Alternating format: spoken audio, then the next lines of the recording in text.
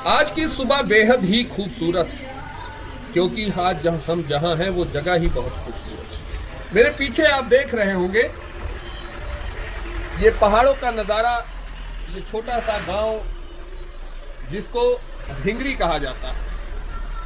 इस खूबसूरत सुबह का कारण यह है कि आज हम एक ऐसी जगह पर हैं जिसको नेपाल का कैलाश भी कहा जा सकता है।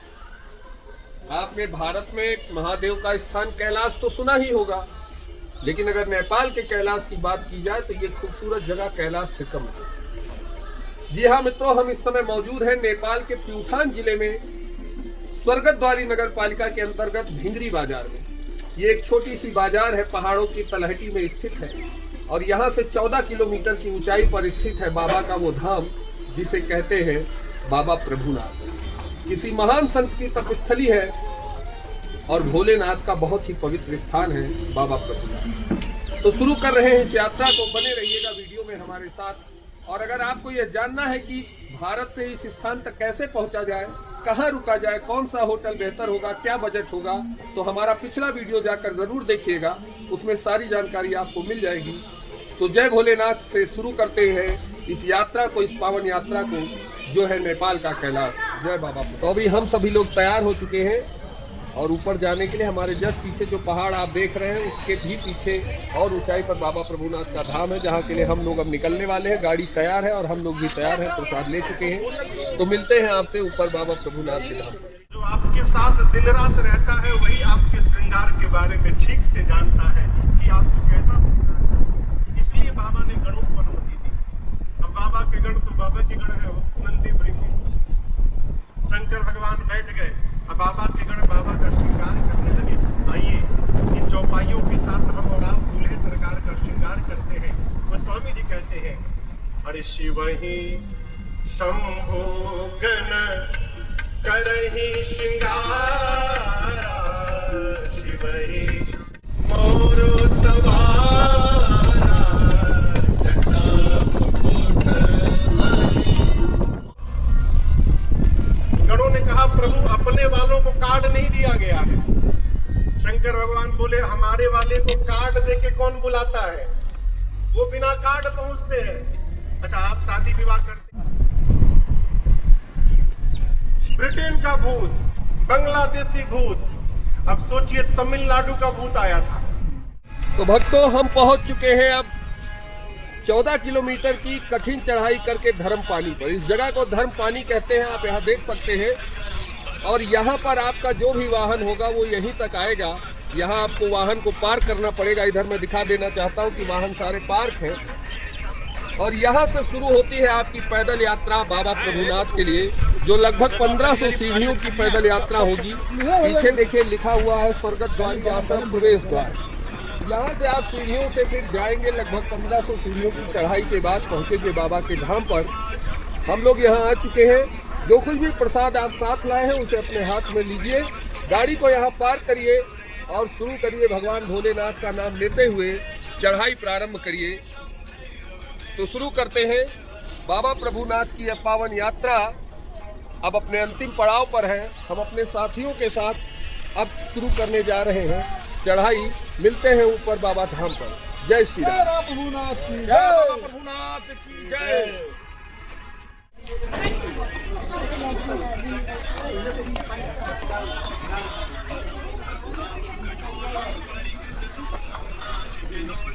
जय बाबा प्रभुनाथ। सीढ़ियों का रास्ता है जिधर से भक्त धीरे धीरे करके ऊपर जाते हैं, लेकिन फिलहाल हम लोगों ने ये पुराना रास्ता पकड़ लिया है जो शॉर्टकट पड़ता है थोड़ा, पर इधर आपको सीढ़ियाँ नहीं मिलेंगी।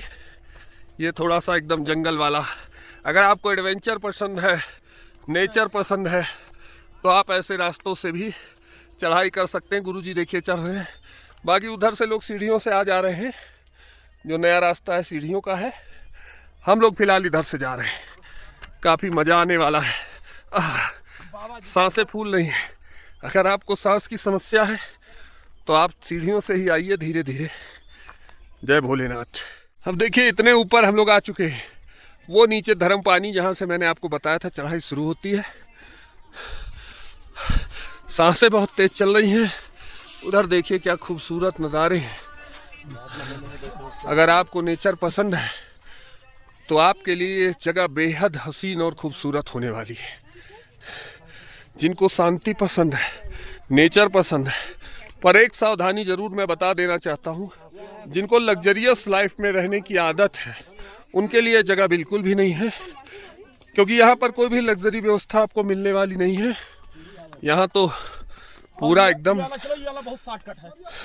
नेचर और मिट्टी और देहात यही देखने को आपको मिलने वाला है। देखिए सब भक्त दर्शन करके वापस आ चुके हैं, हम लोग तो अभी चढ़ने जा रहे हैं। जय भोलेनाथ, जय भोलेनाथ, जय भोलेनाथ। आए लोटू भाई, कैसा है आनंद? वाह, एडवेंचर भी मज़ा आ रहा है। अगर एडवेंचर चाहिए तो आप इन रास्तों से आ सकते हैं जिन रास्तों से हम जा रहे हैं। हमने सरयू जल भी ले रखा है 5 लीटर। ये रास्ते काफ़ी खतरनाक हैं। क्या खतरनाक रास्ता है भाई। अरे लोटू भाई कहाँ ले आए हो? अरे यार आवा है ना। अरे महाराज देखो फंसाए ना दो। चलो चलो चलो ऊपर निकाली थे। धीरे धीरे चलो। आ जाओ आ जाओ आ जाओ। देखो भाइयों कहाँ एकदम हालत खराब है। क्या जंगल है। अरे और आगे काटो यार। चलो एकदम जंगलों से है रास्ता। चलो भैया चलो, बढ़ते रहो। जय भोले। हमने जंगली रास्तों से आधा रास्ता पार तो कर लिया है, लेकिन आपको एक राय और सलाह है कि आप इन रास्तों को ट्राई ना करें, क्योंकि हमारे साथ तो गुरुजी हैं जो लगभग 50 बार यहाँ आए हैं। उन्होंने हमारा मार्गदर्शन किया है। आपके लिए सीढ़ियों का मार्ग है, उसी का प्रयोग करें और धीरे धीरे अपनी चढ़ाई की यात्रा पूरी करें। फिलहाल हम लोग अब सीढ़ियों से ही आगे बढ़ेंगे। हाँ हाँ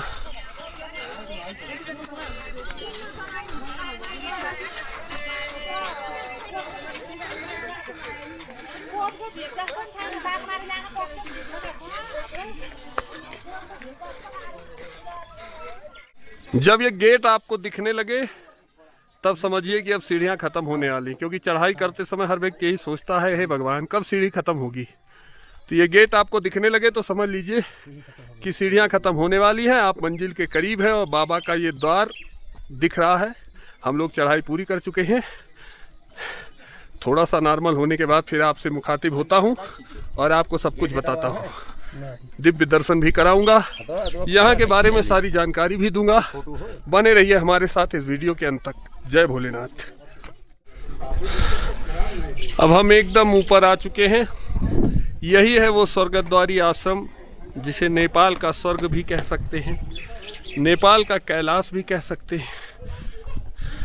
थोड़ा सा समय दीजिए, फिर पूरी डिटेल्स आपको बताता हूँ।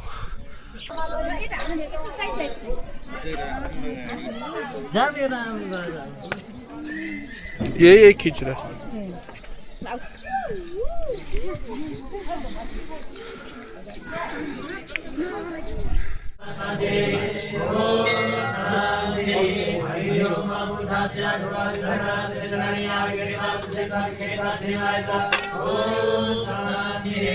एक किलो मला हम जे मांगे फोन कर दीजिएगा, फोन कर दीजिएगा। अभी बात बोलेंगे आप बोलो ये रविंद्र को दीजिए भाई को जी। और सब उसके है वो दीजिएगा ठीक है। तो फाइनली हम पहुंच चुके हैं उस स्थान पर जो यात्रा हमने शुरू की थी, बाबा प्रभुनाथ की यात्रा। और यही वो पावन स्थान है, यही वो सिद्ध धाम है, यही वो सिद्ध पीठ है जिसे बाबा प्रभुनाथ के नाम से जाना जाता है। और पूरे नेपाल के लोग यहाँ पर दर्शनों के लिए आते हैं और भारत के भी कुछ हिस्सों के लोग भारी मात्रा में यहाँ पहुँचते हैं। ऐसा ही मान्यता है कि यह स्थान आज से सैकड़ों वर्ष पूर्व यहाँ के रहने वाले लोगों में एक ऐसी बीमारी व्याप्त हो गई थी जिसका कोई इलाज नहीं मिल रहा। उस समय यहाँ कोचिनो नाम के एक संत हुआ करते थे। उन्होंने लोगों की समस्याओं को दूर करने के लिए भगवान भोलेनाथ की आराधना की वर्षों तक और एक नर्मदेश्वर शिवलिंग की स्थापना की, उसकी आराधना करके भगवान को प्रसन्न किया और लोग उस रोग से मुक्त हुए जो रोग फैला हुआ था। तभी से यह स्थान बाबा प्रभुनाथ के नाम से जाना जाता है। समय के साथ यहाँ बहुत कुछ बदलता रहा, आज ये एक बड़ा मंदिर बन चुका है, लेकिन पहले जब मैं आया करता था तो एक छोटा सा मंदिर हुआ करता था। ये सारी चीज़ें इतनी अच्छी नहीं थी।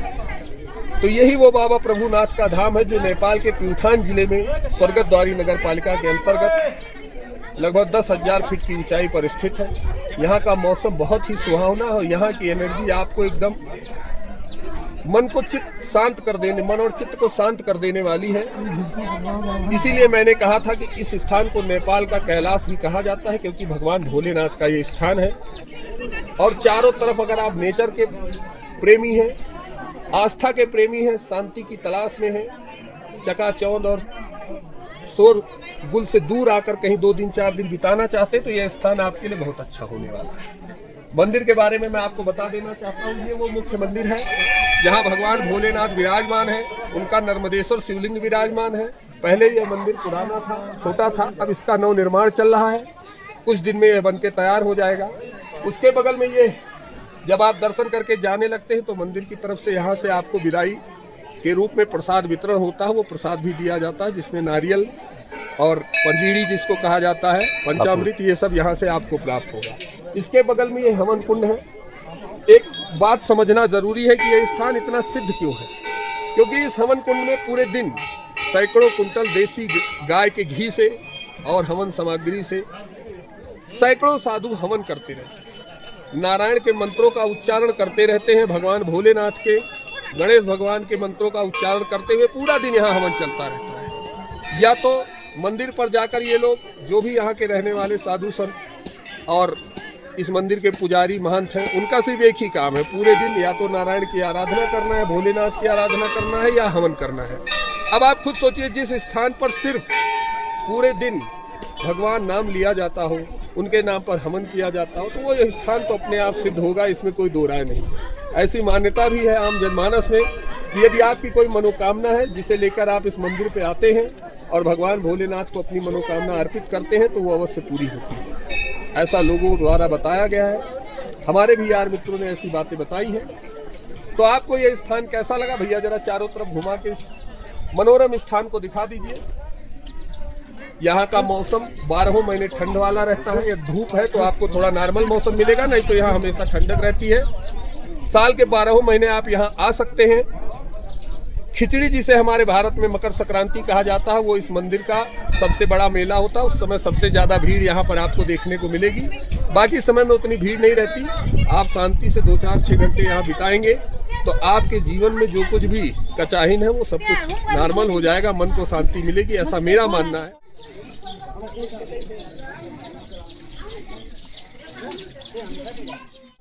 ये आप यहाँ पर देखिए, भगवान को अर्पित करने के लिए इन्होंने अपना खुद का बाग भी लगा रखा है। वहाँ पर जो यहाँ के सेवकगण हैं, जो महंतगण, पुजारीगण, उनके लिए निवास स्थान है। उधर विद्यालय बना हुआ है जहाँ पर वेद पढ़ाया जाता है। इधर सभी का निवास स्थान है। एक मान्यता और यहाँ के बारे में है जो काफ़ी अचंभित करने वाली है। ऐसा माना जाता है कि इतनी ऊंचाइयों पर गायों का रहना थोड़ा सा कठिन है, क्योंकि आप सीढ़ी से नीचे जब जाएंगे तो आपको कहीं भी गाय दिखाई नहीं पड़ेगी यहाँ। लेकिन इतना ऊपर आने के बावजूद भी यहाँ पर गाय निवास करती हैं, दूध भी देती हैं। उन्हीं के दूध से यहाँ का भरण पोषण होता है, हवन होता है। तो ये भी बात एक अचंभित करने वाली, क्योंकि ऊंचाई पे जब आप पहाड़ों पे जाते हैं तो वहाँ गाय मिलना मुश्किल रहता है। कहीं भी आप पहाड़ों पे जाएंगे गाय आपको दिखाई नहीं पड़ेगी, क्योंकि इतनी ठंड में गायों का रह पाना मुश्किल होता है। लेकिन फिर भी यहाँ पर काफ़ी मात्रा में गाय हैं, जिनके लिए देखिए चारा वगैरह भी यहाँ से जाता है। तो ये भी बात एक अचंभित करने वाली है और काफ़ी दिव्य और दुर्गम स्थान है। परम आनंद आएगा। भैया कहाँ से आए हैं आप? जी, मैं अयोध्या जी से आया हूँ। कब से आते हैं यहाँ? विगत लगभग 10 सालों से मेरा आना जाना यहाँ बराबर होता है।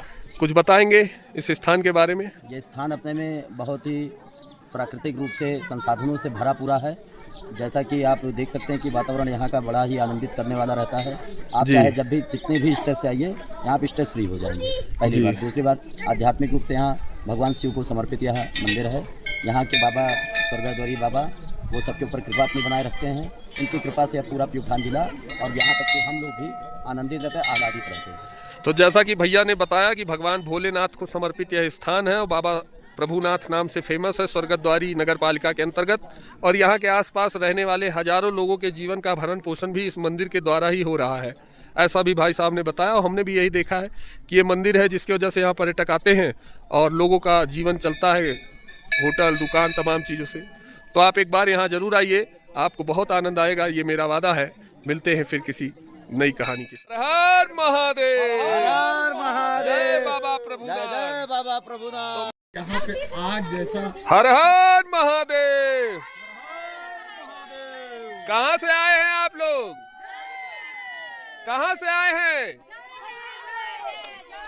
जय शिव शंभू, हर हर महादेव। स्थान कैसा लगा है कमेंट करके ज़रूर बताइएगा, और अगर आप ये यात्रा करना चाहते हैं तो कमेंट में हमसे किसी भी प्रकार की राय लेना चाहते हैं तो ले सकते हैं। फिर मिलेंगे किसी नए ब्लॉग के साथ। राजन पंडित का आप सभी को नमस्कार। जय श्री राम, जय हिंद, वंदे मातरम।